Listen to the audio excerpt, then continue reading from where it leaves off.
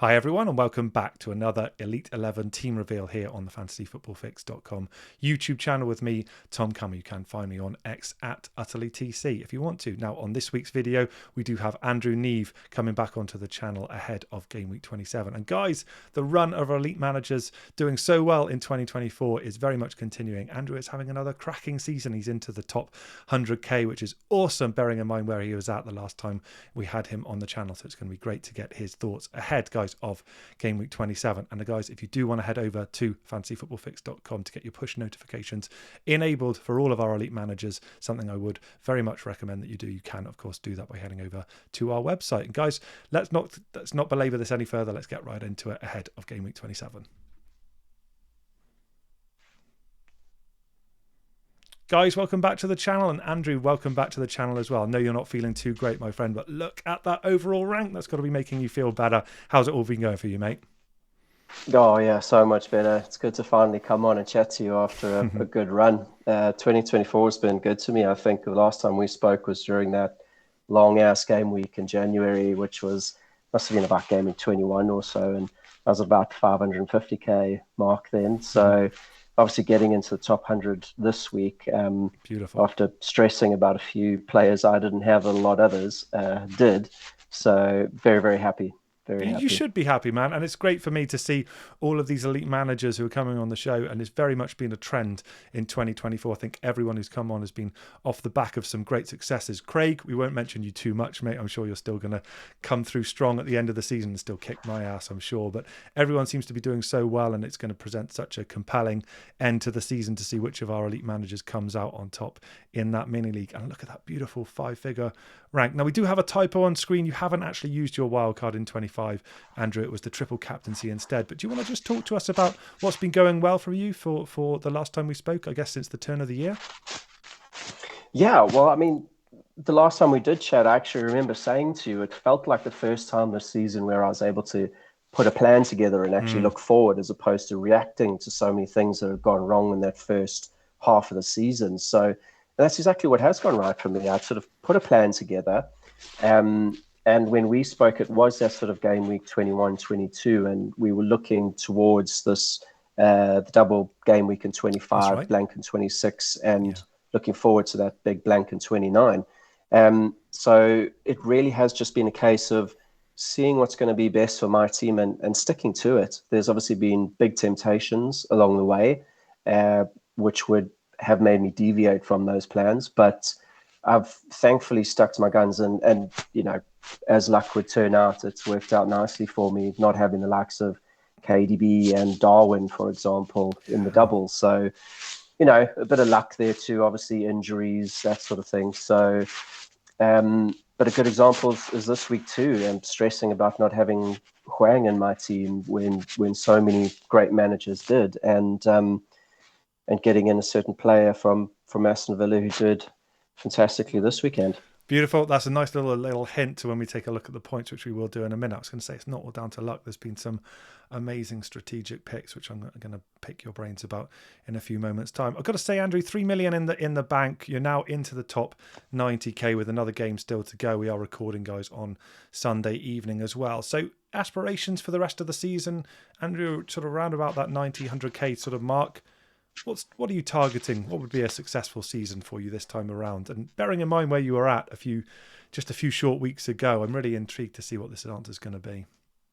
Yeah, so 5-6 game weeks ago, I actually started tracking it, funnily enough. So I think game week 21, 22, I was over 100 points off the top 10k.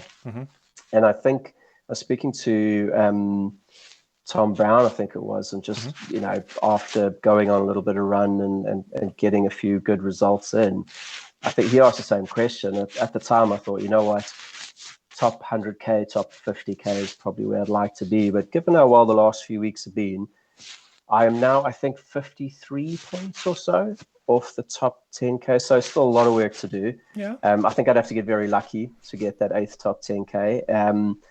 But, you know, obviously going to fight tooth and nail to get there. Yeah. I think 100%. top 25k from here is really what I should probably be aiming for at this stage. Definitely. I love that. Definitely obtainable. 53. What do you need to gain? Sort of just 3 or 4 points a game week until the end of the season to Yeah, make no, that look, happen. I've gained 50 in the last 5 game weeks. So, I've got another, 12 or 13 to go to That's try right. gain another 50s. That's going to be interesting to watch how you try and achieve that, Andrew. And it would be a brave man to bet against you doing that, that's for sure. Now, guys, in this week's video, we are going to be taking a look at some captaincy options for the next several game weeks, because it's been a kind of ubiquitous topic for captaincy throughout the last, I guess, season and a bit, right, Andrew, in terms of Haaland having kind of just usurped that from anybody else. But we're suggesting that might not be the case down the stretch or over the next several game weeks. So stick tuned for that, guys. But ahead of that, let's take a look at how Andrew's team has performed so far in game week 26.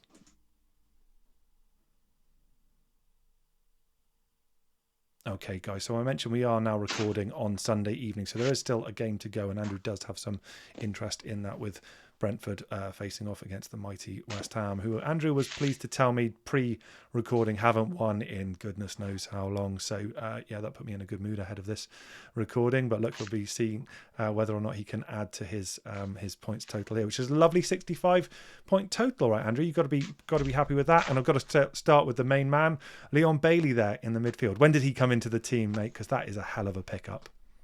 Yeah, he well, funny enough, the reason I'd kind of been having a look at West Ham before this is because Bowen was always going to be my plan to come in this week. The plan was, once I'd brought in my players for the double game week in 25, the 26 onwards would be looking ahead to that blank game week in 29 and players that would definitely play in that particular game week, because at the moment I'm planning on not using my free hit for that week. Okay, interesting. Again, another reason that I'd like to concentrate on players that I can bring in. At the moment, it looks as if I should be able to field at least 8 or 9 options without a hit in that game week. Yeah. And, having a look at who the best options might be, given the lack of fixtures that we have in that particular game week, they're all good options. So it just, the moment doesn't seem like using the free hits in that game week would be the best idea for me. Yeah. So obviously, West Ham were an option. Bowen for those first 19 game weeks looked very, very good. Then our season unfortunately, ended. they've haven't won since. I think from game week 20, drew 3 and lost 3. So funny enough, it does all coincide without having Paqueta in the team. That's literally when he picked up that injury. I think it must have been the FA Cup game. So looks like he's kind of back now. So I'm not going to bet against Bowen. I think game week 28, so not this coming game week, the following game week, he could be a very good option, playing Burnley at home that week. And then obviously they do have that fixture in 21. So looking forward to it. It's a huge reliance we have on, we being West Ham have on Paqueta, and the fact that he's back in some semblance of training obviously bodes well for West Ham, but I wouldn't be suggesting that they're going to be anything kind of prolific. So it'd be interesting to see how Flecken performs for you. Got to ask you about this Arsenal setup. I'm very envious having this kind of double defensive options. Obviously, they conceded a late sort of consolation goal in the, I guess, rout of Newcastle over the weekend as well. Obviously, Saka seems to be a pretty much consistent pick for most players at this point. Do you think that's the best, most optimal setup with how well Arsenal are playing? Now, Andrew, they've posted incredible defensive numbers for pretty much the whole season. Do you think those two defensive options, bearing in mind the lack of other defensive options that we have available, is making best use of the Arsenal team? That's a good question, because I think given how many goals Arsenal are putting in now, obviously if I was wildcarding now, I wouldn't count against going for that second midfielder alongside Saka. I think there's just a little bit more luck in terms of who you're choosing there. Obviously Martinelli's his minutes see him under threat. Odegaard, he's kind of goes hot and cold. Don't trust every week that he's going to do particularly well. So I'm quite happy with that double defense. Obviously, Arsenal have been good at conceding so late. I think if Arsenal's games were isn't it? 85 minutes long instead of 90, I'd be well in the top 10K at the moment. I've been on that double Arsenal defense since about game week 9 or 10. So there's been a lot of games that have been very, very frustrating, conceding very, very late. But I'm quite happy with those two, to be honest. And you, like you said earlier, there's there's a bit of a lack of other options, to be perfectly honest. So, I mean, who else would you bring in at this stage? Goodness knows. I mean, it was a topic, wasn't it, amongst the elite managers over the last week or so, just about where else you could possibly even look, even if you did want to move away from that. And I think the general consensus was that there wasn't really a compelling choice to be made. So maybe that makes the decision for you in that respect. Looking further ahead there, nice pickup from Phil Foden there. Could have had even more, couldn't he, with a beautiful assist that Haaland put wide there as well. No Kevin De Bruyne alongside him, Andrew. Obviously, he's been nursing this kind of hamstring struggle, and sort of people who've been without him have benefited from that. Do you think Foden over KDB in of itself is something which you'd be advocating for? And there's not actually a lot of difference in their output, but there is a significant difference in the price, and actually that's what you would be recommending to people who are considering Man City assets? Does seem to be that way at the moment. I can't see it getting any better now with Champions League starting up again next week. Foden seems like he's pretty secure in terms of his minutes and his starts, so I won't be going away from him anytime soon. I think from game week 29, 30, obviously they don't play in game week 29 by the looks of it.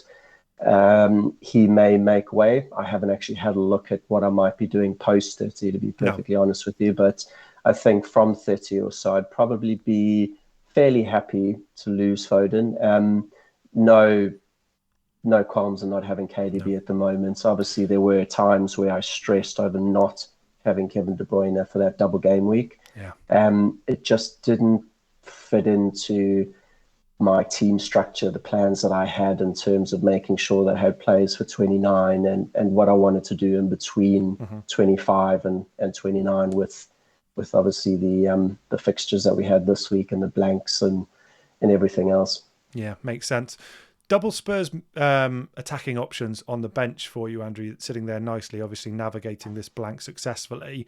Is that something you think is going to continue and you're happy to roll with them both for a few game weeks? Obviously, they've got a lovely upcoming fixture run, but I'm wondering how that would potentially impede an option to get to Mo Salah, which I will ask you about in the next slide we come to. But in terms of that double Spurs contingent, is that something you're comfortable with, or would you be looking to reduce that?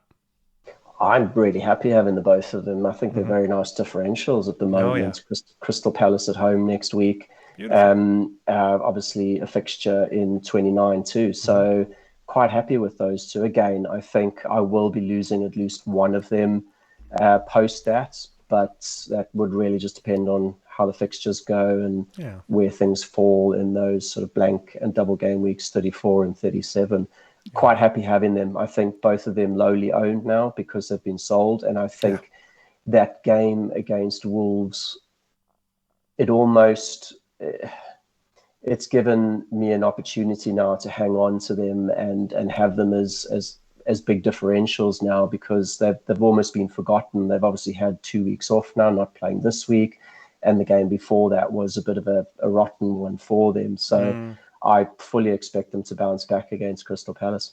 Yeah, definitely. Lovely options to have there. It's going to be interesting when we come on to look at your bus team in a few moments to see how you're going to try and accommodate everyone, because it looks like you're set up super, super well. Just asking you quickly about this front three, Andrew. It looks like it's pretty much the preferred front three, I guess. I think Rasmus Højlund was making an interesting case, wasn't he, before his kind of untimely injury that caused Man United so many problems in their defeat to Fulham over the weekend there with Haaland. Ollie Watkins having an amazing season, and Dom Solanke ahead of what looks like a great run and a great upcoming double as well. Any plans to change this, or you think that's the optimal three run right now? Those will be the next 3 for at least the next 2 game weeks.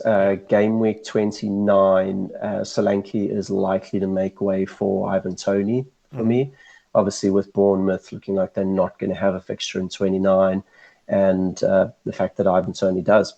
So no plans for any of them to move on. There was obviously a temptation during the double game week to get rid of one of them for the likes of Darwin.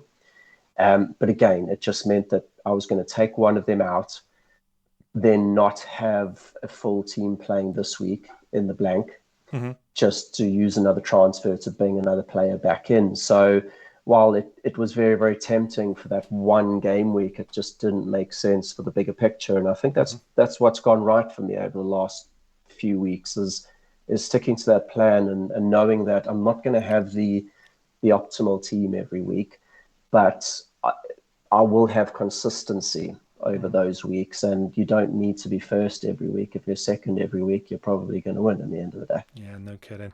It's lovely to hear this, Andrew, because you and I were talking about this game weeks 7 through 8, right? At the beginning of the season. That was your strategy then. It wasn't working out particularly well right then through some rotten circumstance and luck that went against you early on in the campaign. But it is nice to hear how the elite manager's mindset doesn't seem to change. You're not getting too far ahead of yourself, and actually the whole is greater than the sum of the parts there, I guess, is what you're saying. And actually, when you look at a collection of game weeks, actually what you're saying is you're set up really well to optimize, despite not maybe having the best 11 in any particular one. I think there's food for thought for all of us there, all of us watching. Andrew, let's take a look at game week 27, how you're shaping up in terms of your bus team. You've obviously got the one free transfer going into that, and I'm not quite sure how you're going to do this, because I would be wanting to play all of these people. Let's take a look at how you're set up.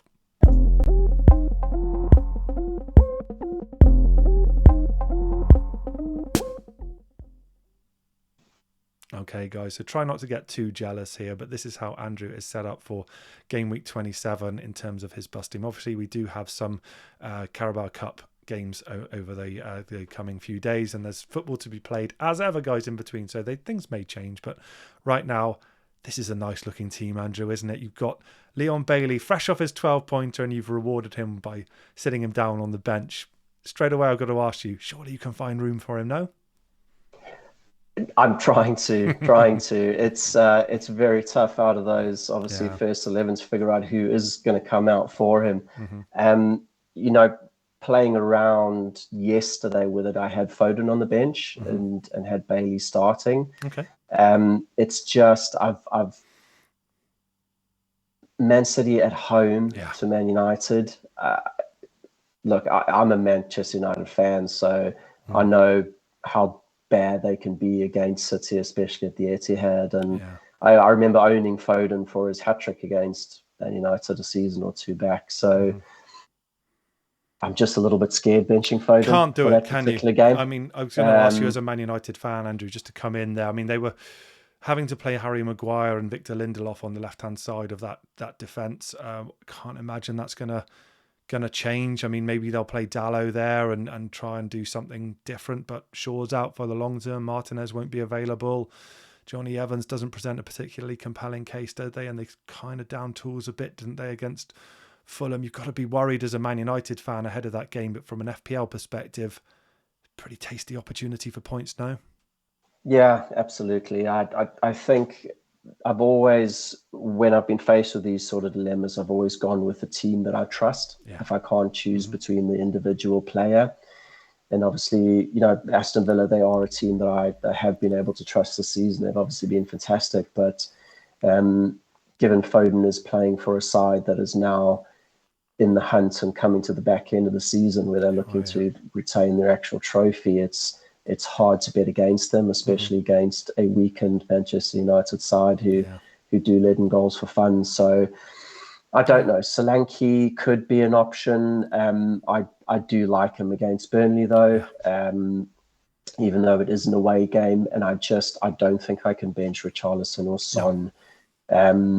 I do think there's going to be a fire in their belly for that particular one. They've had a nice rest where everyone else hasn't. I see goals in that one for Spurs. So Bailey may just have to stay on the bench. I think it's a lovely first sub, isn't it, Andrew? I know if things go good, so if there's an unexpected knock or things happen, it's a lovely first sub as well. And I should say as well, I don't know if you've had a chance to do any analysis as well, but there's been quite a lot of reports about how Villa have been great statistically and performance-wise at home versus away, right? So I do wonder if there's something in that as well to make you feel a little bit more comfortable about potentially sitting him on the bench as your first sub.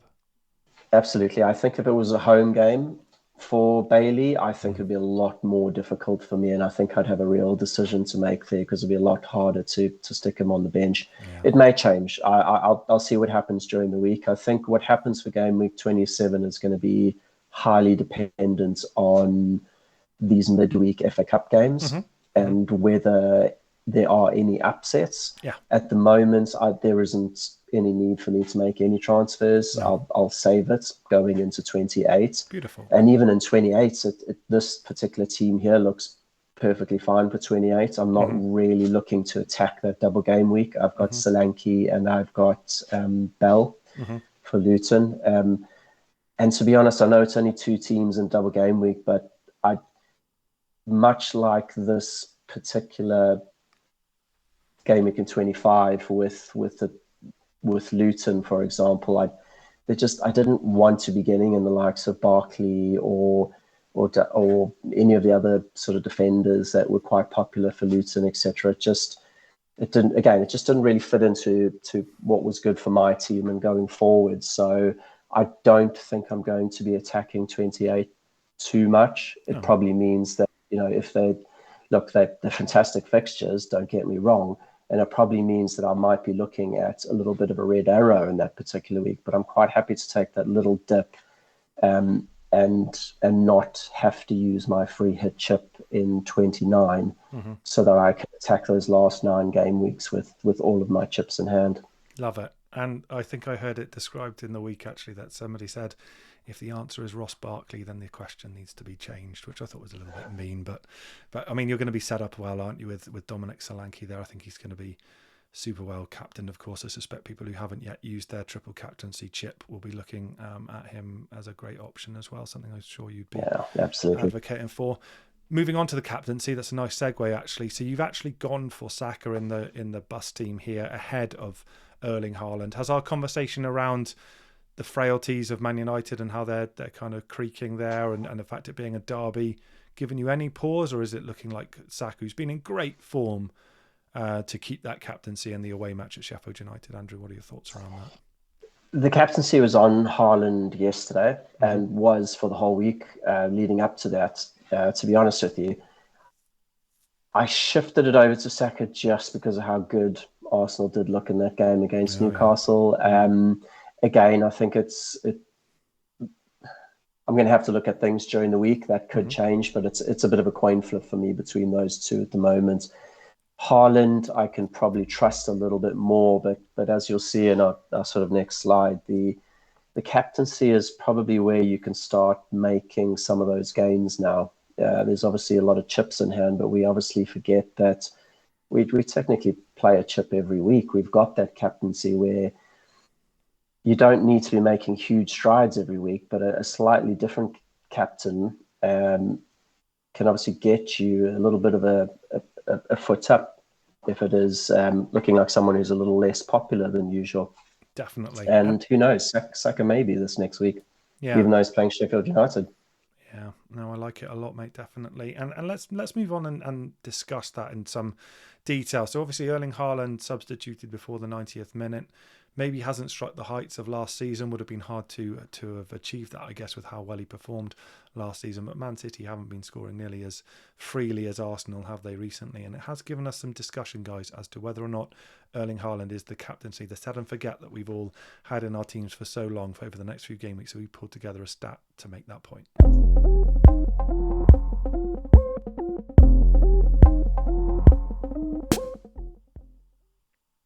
Okay, guys, so this graphic on the right-hand side of the screen here you can take a look at. We pulled together some of our favourite FPL darlings here. We've got Heung-min Son, Erling Haaland, Mo Salah, Saka and Solanke respectively, and sort of highlighting as to how great captaincy choices could be potentially rotated around over the next few game weeks. So there are a few unknowns that Andrew's already referred to in relation to blank game week 29. So we've kind of highlighted that there may be some, there will be some blank game weeks or blank fixtures that we'll need to accommodate. So game week 29 is the unknown right now.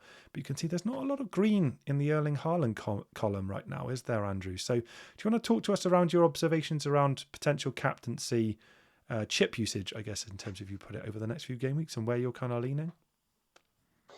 Yeah, exactly. I mean, if you have a look at the fixtures that are coming up for what you would term as your usual sort of candidates for captaincy besides Haaland, then you can quickly see that there are going to be options. There are going to be opportunities for us as managers to pick up points where we may not have if we just sort of blindly go where we've always gone before.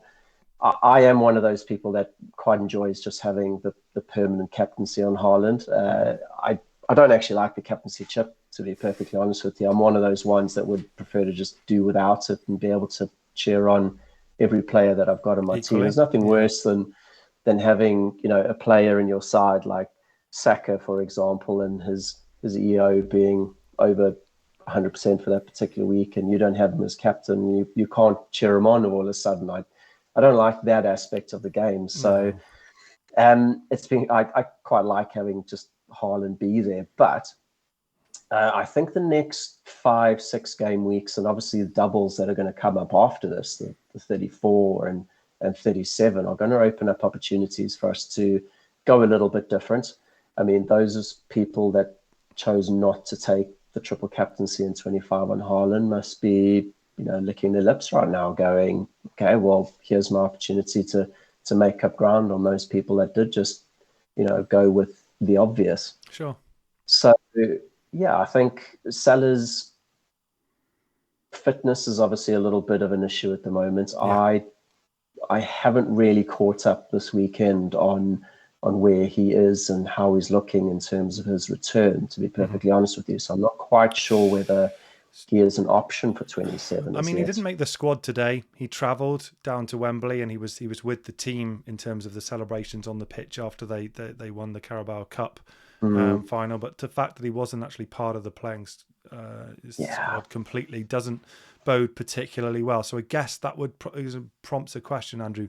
No plans to get to try and shoehorn him in ahead of the Forest game, which I guess is the most compelling of the immediate fixtures? No. I think, you kind of hit the nail on the head there with regards to not even being in the squad today. Unfortunately, I didn't get to watch the game. I was out at lunch today. So, but if he wasn't around for that one, no, then I definitely won't be looking at getting him in there. As I said before, it doesn't really fit in with what I was doing. He's got a fixture against Man City in 28 before the very likely blank in Gameweek 29. So, no, it doesn't make sense. If he's looking at a possibly having one good fixture in the next 3, then no, I'll look at getting him in 30, where I may very well be looking at my wild card, either 30, 31 after sort of dead ending into the blank game week in 29. But when you've got an option like Saka playing against Sheffield United, you don't really need to worry too much, do you? I think obviously a fantastic option there with many. I mean, he must have about 5 double-digit hauls in the last 6 game weeks. He's been amazing, hasn't he? He's been absolutely incredible. I mean, the fact that he hasn't taken all of the penalties that they've won as well, so it could have potentially been an even more impressive season for him, and it's already been an amazing return, really, for him, hasn't it, over the course of the 2023-2024 season. I do suspect his price is going to reflect that for next season. So I suspect he'll be in everyone's teams regardless of fixtures, and he's kind of earned that, hasn't he? No, absolutely, and he's obviously got the fixture at home against Brentford in double game week 28, where you could go if you don't somehow have Solanke. I think the obvious option there is the Solanke option with 2 home games against 2 teams and obviously fighting relegation. So I think everyone is, if you don't have Solanke in, there's probably going to be a plan to get him back in. Definitely. But if you don't, then there is another fantastic option. And I think that's what is great about these next 6 game weeks is you can be slightly different. You can have options. I think the blank game week in 29 probably being an exception to that, just simply because, 4 out of those 5 options are very likely not to play, and you're probably going to want the likes of Son, who has a good game against Fulham away. Indeed. A couple of questions to wrap things up, Andrew, then. I've got to ask you about Son. So we've highlighted Son here. Look at that run from 29 through 32 there of Fulham, Luton, West Ham and Nottingham Forest, respectively. Do you still prefer him over Richarlison? If you've got a position of having them both, is it still the case that history lends itself more to Heung-min Son, even if he's maybe playing more of a position on the flank, and it's actually he you prefer of the two? I'd probably favour Son a little bit more just because I worry slightly about Richarlison's minutes now. Okay. Mm-hmm. I think with Son's return, obviously after being away on international duty, and the fact that they now do have another player out left in Werner, there's going to be a bit of chopping and changing between those. I think Son's obviously also got the possibility of losing out on minutes himself, but I don't actually know. I think with them not playing this week and having an off day against Wolves last weekend, it's quite hard to tell, to be perfectly honest with you. And you haven't had the two of them playing with each other since about game week. I don't know. It must have been about game week 20 or so that Son went off for the Asia Cup. So I think I need to see over the next 3 game weeks how it pans out for them. What the minutes look like for each of them. I think if I had to choose now, I'd favour Son, but your budget may come into it too, and you may need to make sacrifices, and you may need to go with Richarlison so that you can fit in the likes of Haaland, Salah, and Saka, because I think for that run-in, it's going to be very, very difficult not to have those 3 middle options there on the screen at the moment. Yeah, definitely.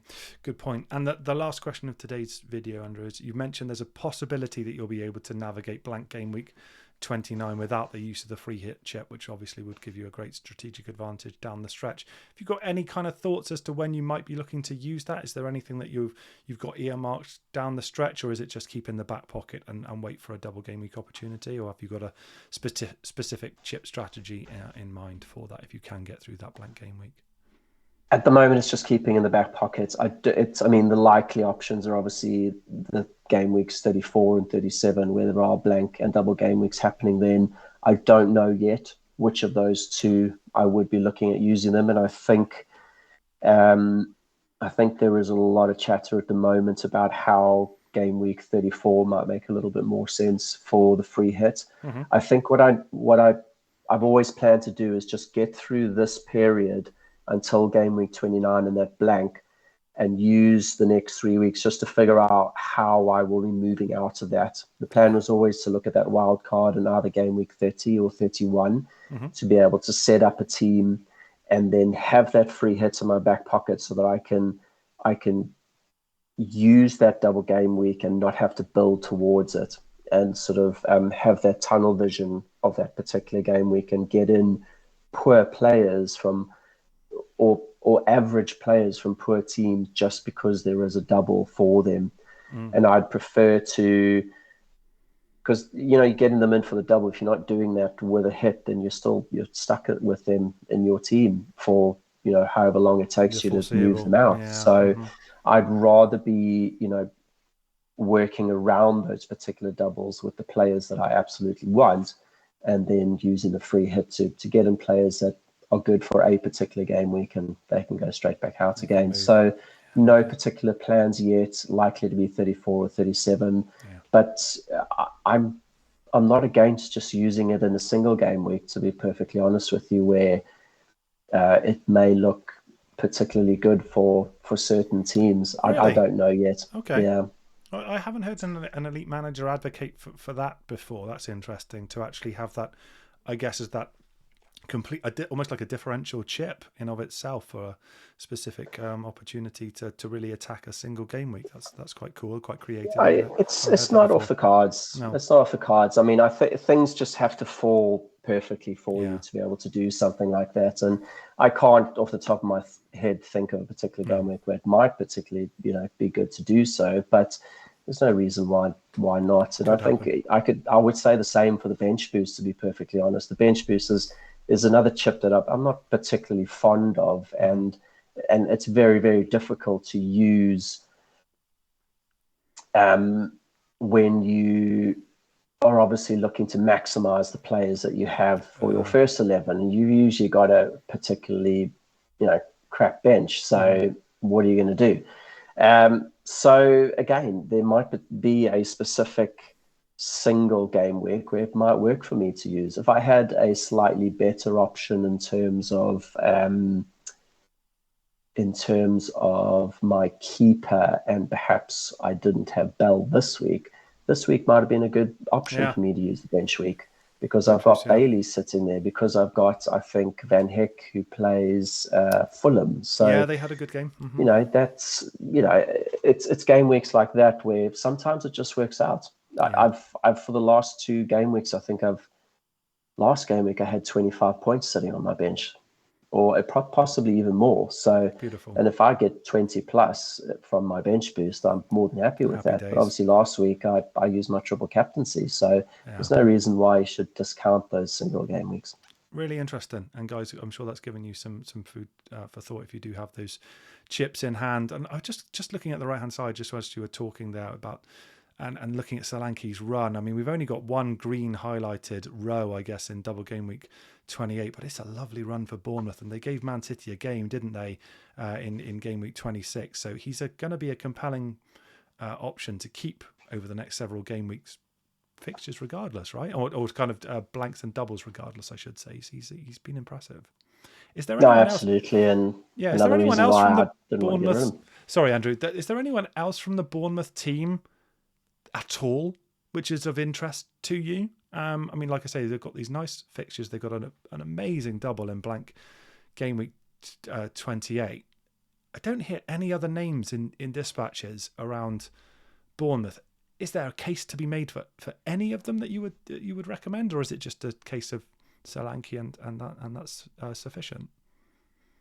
Yeah, look, for me, I think it is just going to be Solanke, but it's a little bit different for me because I'm not looking at bringing players in who don't play in 29, and I'm willing to sacrifice, you know, having a few players less in 28 than some others might have. Sort of fits in with that bigger plan. I see. I personally am not particularly, you know, happy about bringing anyone else in from Bournemouth, to be perfectly honest with you. I think a lot of we'll be looking at possibly a defender, which I wouldn't bet against. Obviously, it's 2 great home games, so why not? The problem is with defence. I mean, how many defences this season can we trust, let alone, you know, for Bournemouth? No. So I don't really want to be using up valuable transfers on players that I don't particularly trust. And it kind of just goes back to the whole, do you want to bring in average players from average teams just because they have a double game week?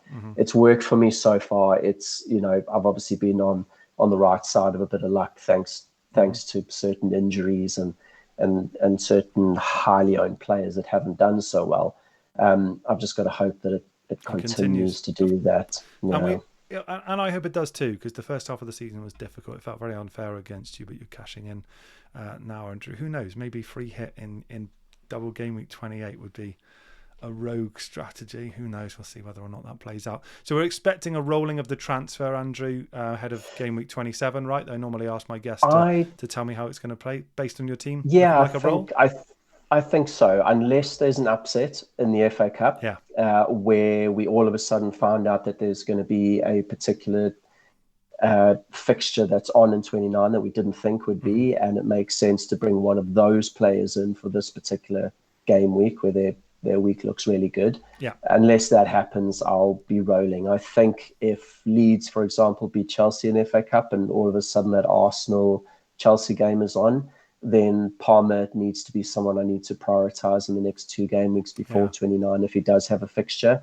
I'm already obviously sitting with 3 Arsenal players. So, I mean, I'll have players on the bench if that game ends up being one that actually happens in the blank game week. So certainly won't be using my free hit then either. Could happen, right? Chelsea, I mean, they played a lot of football in this final, and Leeds have been playing well in the Championship as well. So we'll wait and see with that one. But yeah, there's clearly a lot. No, absolutely. They beat Leicester this weekend, didn't they? Yeah, great game. Yeah, definitely. No, absolutely. So it'll be an interesting one to look at. And obviously, I think there are going to be a lot of Leeds fans, given how many, you know, Arsenal players, how many managers own Arsenal players at the moment, and would love to have them as an option in 29. Bring on the chaos. Andrew, been an absolute pleasure. So pleased to see you doing so well. It's very much deserved, as I say, after a tough start to the season. So very well done. Any final thoughts that you want to air with us before we wrap things up? No, I think that's it, Tom. I think probably just testament to the fact that you put a plan in place, just try to stick to it regardless. I think not having Hwang this week was terrifying. I think we had at least 70% of the elite managers choosing him this week, and when you've got players of that caliber all going, we should get this man, and you're not, and you do stress. But there's lots of options every week. It doesn't mean that one particular person is going to make or break your season. So just keep at it. Definitely keep at it, guys. Thanks so much for joining us, Andrew. I know you've been feeling under the weather as well, so thanks for giving up your Sunday evening and giving us your thoughts. And guys, I hope you have enjoyed the video. If you have, then do please smash a like on your way out. Do please head over to fantasyfootballfix.com and subscribe as well, of course, to the YouTube channel if you haven't already. We are hoping to push forward to 40,000 subscribers by the end of the season. Guys, I will be back with you after after game week 27, I should say, is in the books. Thanks very much for joining me. Good luck in the next week's game week. I'll talk to you all then. Bye-bye.